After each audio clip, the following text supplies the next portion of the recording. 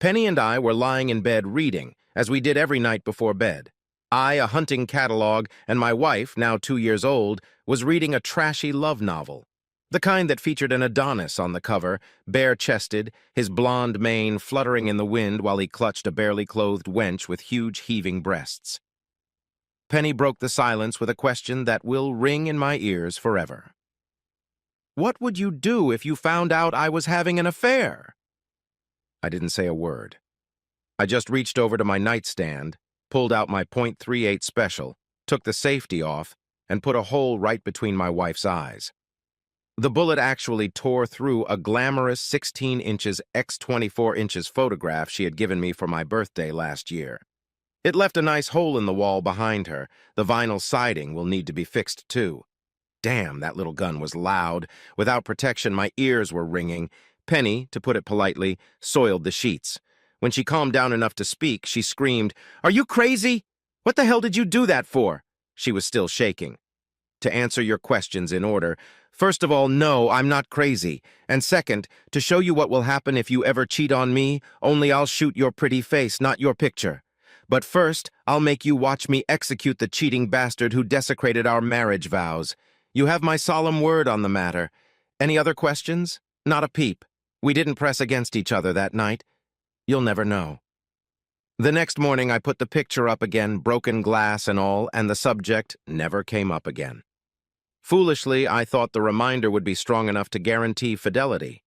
Fast forward 5 years.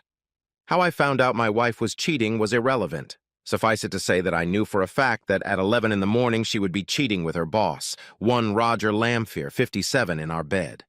When I arrived home at 11:10, my heart was pounding with joy because the driveway was empty. I prayed that my fact was wrong. However, I needed to get inside to make sure no one was home. Our house has a side entry garage, and I was able to pull into the driveway without being seen from the master bedroom. When I opened the garage door, I almost threw up. Standing next to Penny's BMW was someone else's black Mercedes. I knew what I had to do. I took a deep breath and calmly loaded the 12-gauge pump shotgun with 6 high-velocity rounds. They were duck cartridges that spit out steel that shot more than 100 feet into the air. I made a circle and slowly opened the door. On the floor of the Italian marble hallway lay a pile of discarded clothes that Penny just had to have. Fury boiled over when I saw my birthday present for her hanging from the banister. Lace panties and bra that my wife had yet to wear for me. As I climbed the spiral staircase, I could hear them having sex like animals in our marital bed. No words, just guttural sounds like two lovers who can't speak. The door was open and I could see Lamphere pounding my wife and his fat white ass jiggling with each thrust. I waited until he straightened up and then walked up behind him so Penny wouldn't see me. I wanted this to be a surprise badly.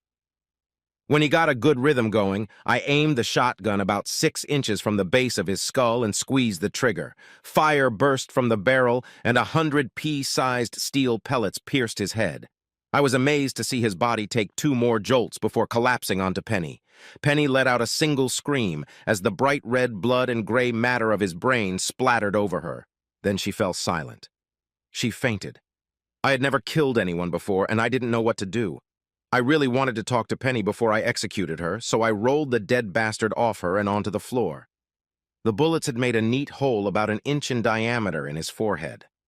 Until today, every dead person I'd ever seen had been made up by an undertaker to look like they were asleep. No, Lamphere looked very dead, and he would not be buried in an open casket. He fell to the floor with a thud, and then I saw that his eyes were still wide open, looking at me. I have to admit this made me nervous, so I pulled the blanket off the bed and threw it over the corpse. After a few minutes of waiting, I began to lose patience. I went to the bathroom, poured a glass of cold water, and splashed Penny in the face. She sat up and shook her head. It looked like she was trying to figure out if this was all a bad dream. She realized it wasn't when she ran her hand over her face and was rewarded with a handful of Lamphere's brains. I could see that she realized the reality of her predicament by the pure terror in her eyes. She tried to scream, but fear prevented the sounds from escaping. The only sound was her gulping for air with her mouth, like an asthmatic trying to draw breath. All too soon, that was replaced by her banshee-like screams.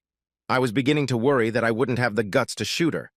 I mean, it's one thing to shoot a fat fuck in the back, but it's quite another to kill the woman I loved. I mean, I'm an accountant, not an assassin. You know I get mad when you cry.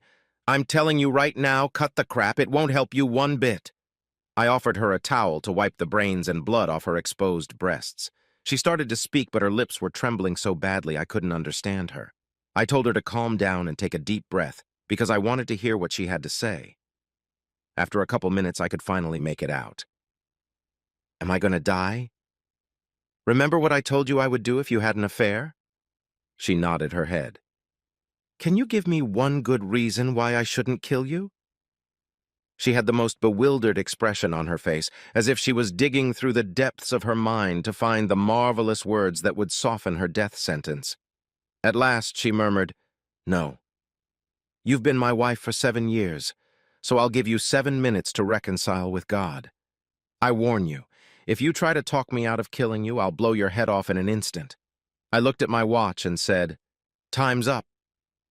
Penny closed her eyes, and I assumed she was praying because I could see her lips moving. Then she opened her eyes and moaned pitifully. 5 minutes. I'm so sorry. I screwed up. Shh. 4 minutes. Penny stopped talking. I wonder what I would do if I only had 4 minutes to live. I looked at my watch. 3 minutes. Matt, I'm so scared. Me too. Tears were rolling down my cheeks. 2 minutes. Is this gonna hurt a lot? Close your eyes. You'll open them in heaven. Penny started to sob louder, but finally managed to speak. Please shoot me in the chest, not in the face. I nodded and pointed the muzzle at her heart. Goodbye. The characteristic metallic sound of the bolt clicking as it chambered a 12-gauge cartridge echoed through the room. I love you. I love you too. I pulled the trigger and ripped the life out of my wife. The shot blew a hole in her chest the size of the hole she left in my heart. I sat down next to her lifeless body and cried for at least an hour. Then I pulled out a notebook and began writing my confession. I started by telling her about the hole in the painting and ended with, I am a man of my word, and I kept my promise to my wife. My stomach rumbled, and I realized that all I had eaten all day was a cup of coffee. If I call the police right now, I'll be lucky if I have time to eat something before tomorrow morning, I thought. And then inspiration struck. Pizza. I went downstairs and found the menu for the Italian restaurant next door that delivered food. I figured this would be the last pizza I'd ever have. I opened a bottle of beer, which would no doubt be my last, and wrote a note to my brother while I waited. I told him how to dispose of my property, bank account information, etc. I put Penny's insurance policy, all the cash I had on hand, and a bunch of keys in a priority mail envelope, sealed it, and then stuck the correct postage on it. 30 minutes later, the doorbell rang. I handed the delivery guy $25 and said, Keep the change. I made his day. I wasn't sure if it was real or not, but I remembered that almost every detective show takes away the bad guy's belt and shoelaces to keep him from hanging himself. I knew there would be TV cameras in court, and I didn't want to walk around like I was homeless. I took what I expected would be my last hot shower, then changed into a pair of comfortable pants that didn't need a belt and a pair of loafers.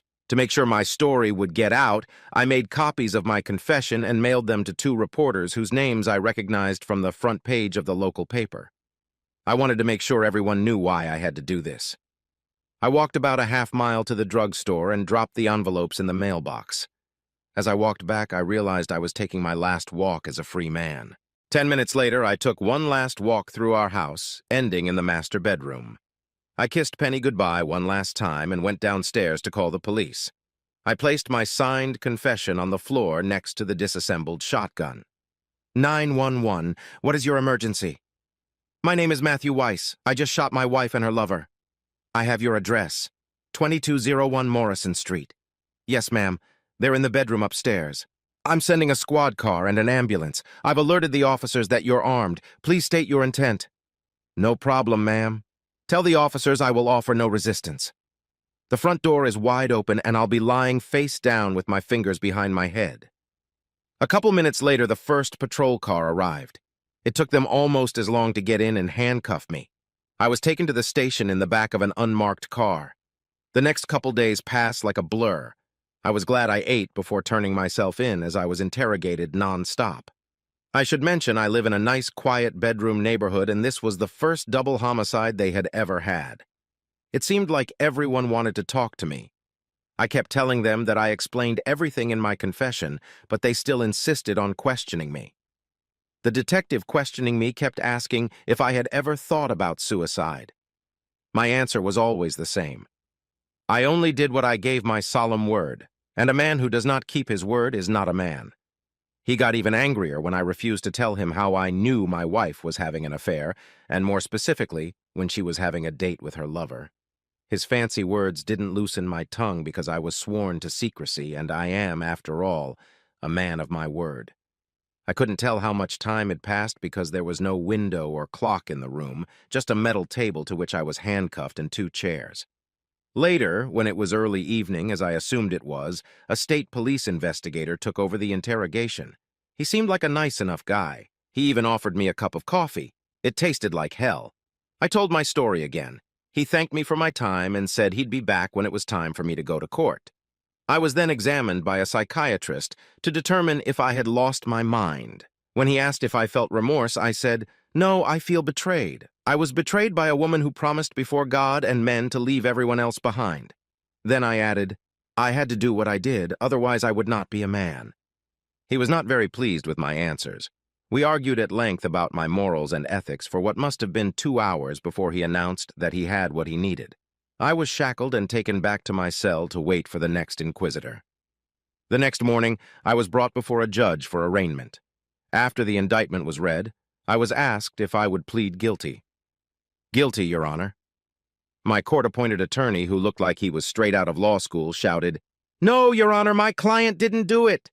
I mean, it was a crime of passion, and I'm claiming temporary insanity on his part." I objected just as vigorously that I was not crazy and I knew what I was doing. I shouted, "Your Honor, may I please speak?"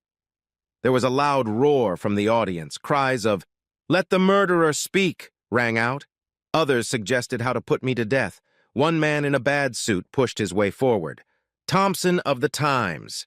I received your confession in the mail, Mr. Weiss. Is it accurate?" I replied, "Yes, my confession is real, and a couple of burly sheriff's deputies pushed me out of the courtroom." I never heard back from the judge. I spent another fine evening at the Gray Bar Hotel, complete with room service food. After eating a dinner of a sausage sandwich, potato chips, and green beans, I sat on my bunk and stared at the wall until the lights went out. That night, the worst thing happened. Matthew Weiss woke up, but he couldn't move. He thought he was having a conscious dream that he couldn't wake up from. He began to panic. He felt his pillow soaked with sweat while the rest of his body was cold. He tried to call out, but he couldn't. The only thing he could do was blink. When the jailer came in the morning to count the prisoners, he ordered Weiss to get out of bed. When he didn't, he called for reinforcements before unlocking the cell. It didn't take them long to realize he wasn't faking it. Matthew Weiss was paralyzed after suffering a stroke. Paramedics showed up and carried him to an ambulance. He was taken to County Hospital with his right wrist handcuffed to a gurney. The next thing he knew, he was lying in bed with a web of wires and tubes connected to him. He overheard someone explaining that he had suffered a massive stroke, but it looked like he would live. 6 months later, he could move his left arm enough to feed himself. He didn't say anything else. The county doesn't spend a lot of money on physical rehabilitation for admitted murderers, so Matthew Weiss spent the rest of his life sitting in a wheelchair and staring at the wall. Occasionally, the minimum wage intern would turn on the TV. It didn't matter because he lived in his mind, reliving his marriage, fast-forwarding through the bad times and dwelling on the good. He also had a great philosophical debate about his final judgment. He was convinced he would be reunited with his wife. 10 years later, the angel of death took Matthew Weiss's soul. He died with a smile on his face. When the reporter called to tell Mrs. Lamphere that her husband's killer had died, she smiled too. She smiled because her secret died with him. No one will ever know that she was the one who made the phone call that made Matthew prove he was a man of his word.